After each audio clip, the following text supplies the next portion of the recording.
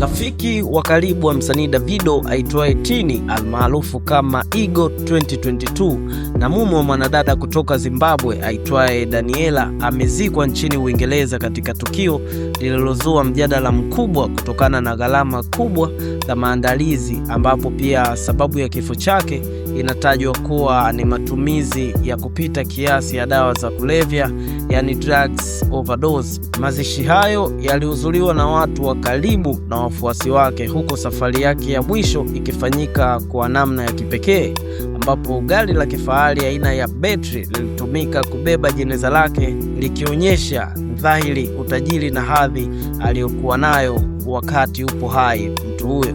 Kilele cha mazishi hayo kilikuwa ni matumizi ya jeneza la dhahabu ambalo thamani yake inatajwa kufikia $745,000 za Kimarekani. Kwa kutumia viwango vya kubadilishia fedha vya sasa, kiasi hicho ni sawa na pesa za Kitanzania shilingi za Kitanzania bilioni 2 na milioni 11.5.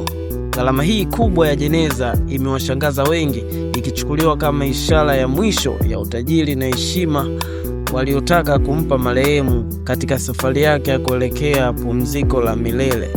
So huyo mshikaji bana ambaye anaitwa Tini alikuwa ni mmoja wa washikaji wakubwa sana wa msanii Davido. Pia kuna moja ya picha